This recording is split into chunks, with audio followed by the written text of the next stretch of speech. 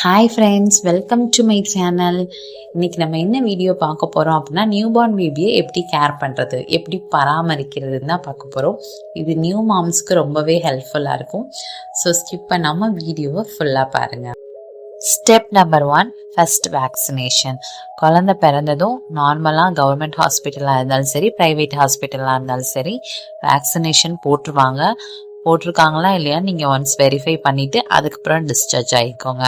So குழந்தை பிறந்ததும் first போட வேண்டியது வேக்சினேஷன் தான். ஸ்டெப் 2 வந்து பார்த்தீங்கன்னா ஃபீடிங் தாங்க.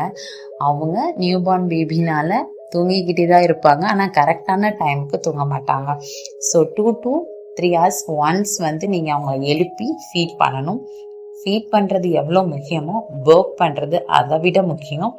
அவங்களுக்கு ஃபீடிங் பண்ணிவிட்டு அதுக்கப்புறம் தோலில் போட்டு நல்லா தட்டி கொடுத்து ஏப்பம் வந்ததுக்கு அப்புறம் மட்டும்தாங்க நீங்கள் தொட்டிலையோ பெட்லேயோ போடணும். Step number 3, sleeping.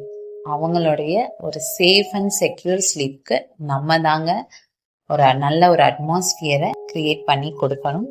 ஃபர்ஸ்ட் நம்ம ஒரு 3 months அவங்களை எப்படி ஸ்லீப்பிங் பேட்டர்னுக்கு பழக்கிறோமோ அதுதான் ஆஃப்டர் 3 months அவங்களுடைய நல்ல ஒரு ஸ்லீப்பிங் ஹேபிட்டுக்கே அவங்கள கொண்டுட்டு வரும். ஃபார் எக்ஸாம்பிள், பகலில் அவங்க மோஸ்ட்லி வந்து தூங்கிட்டு தான் இருப்பாங்க. பகலில் கொஞ்சம் வெளிச்சம் வர்றப்போ அவங்க முழிச்சாங்கன்னா வெளியில் கொண்டு போய் இது பகல்னு காட்டணும். நைட்டு தூங்குறப்பவும் அவங்களுக்கு வந்து ரூமில் வந்து இந்த மாதிரி நைட் லேம்ப்ஸ் எல்லாம் போட்டு இது வந்து நைட்டு அந்த மாதிரி எல்லாம் அவங்களுக்கு கொஞ்சம் அவங்க மைண்ட் செட்டில் வந்து புரிய வைக்கிற மாதிரி நம்ம இப்போலேருந்தே அவங்களுக்கு பழக்கப்படுத்தினாதான் அவங்க ஒரு 3 monthsக்கு அப்புறம் அந்த பேட்டர்னுக்கு வருவாங்க. ஸோ அந்த மாதிரி இப்போலேருந்தே அந்த ஸ்லீப் ரொட்டீனை நீங்கள் வந்து சேஞ்ச் பண்ணிகிட்டே இருங்க. Step number 4, டயப்பரிங். நீங்கள் உங்கள் குழந்தைக்கு டயப்பர் யூஸ் பண்ணுறீங்க அப்படின்னா ஒரு நாளைக்கு ஒரு 8 to 10 டயப்பர் வந்து கண்டிப்பாக சேஞ்ச் பண்ணணும். அதுவும் ரேஷஸ் இல்லாமல் இருந்தால் மட்டும் நீங்கள் டயப்பர் யூஸ் பண்ணுங்கள். ரேஷஸ் அந்த மாதிரி ப்ராப்ளம் இருந்தால் நீங்கள் கிளாத்தை யூஸ் பண்ணி வாஷ் பண்ணிவிட்டு திரும்ப அதை ரீயூஸ் பண்ணிக்கோங்க. ஸோ உங்கள் குழந்தைக்கு அலர்ஜி எதுவும் இல்லை அப்படின்னா டயப்பர் யூஸ் பண்ணுங்க, பட் அதை வந்து ஃப்ரீக்வெண்ட்டாக சேஞ்ச் பண்ணிட்டே. Step number 5, bathing and umbilical cord caring. அதாவது பிறந்த குழந்தைய வந்து ஃபர்ஸ்ட் நம்ம குளியாட்டாமையும் வச்சிருக்க கூடாது, டெய்லியும் குளியாட்டவும் கூடாது. வீக்லி 2 வந்து கண்டிப்பாக குளியாட்டுற மாதிரி பார்த்துக்கோங்க. பக்கத்து வீட்டில் இல்லை பெரியவங்க பாட்டி அவங்கெல்லாம் இருந்தாங்க அப்படின்னா அவங்கள்ட்ட எண்ணெயை கொடுத்து நல்லா ஆயில் பாத் எல்லாம் வந்து வீக்லி 2 வந்து கொடுக்கலாம்.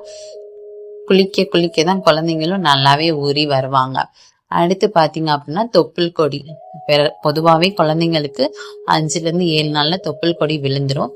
அதுக்கப்புறம் தாங்க அதை நம்ம ரொம்ப கேர் பண்ணி பார்த்துக்கணும். அதில் தண்ணியோ இல்லை வேற வந்து காத்தோ எதுவும் போகாதபடி ஒரு துணியை வச்சு நல்லா கட்டிக்கணும். இந்த 5 ஸ்டெப்ஸ் தான் ரொம்ப ரொம்ப ரொம்ப இம்பார்ட்டண்டான ஸ்டெப்ஸு நம்ம நியூபார்ன் பேபியை கேர் பண்ணிக்கிறதுக்கு. ஸோ இந்த வீடியோ உங்களுக்கு ரொம்ப யூஸ்ஃபுல்லாக இருக்கும்னு நம்புகிறேன்.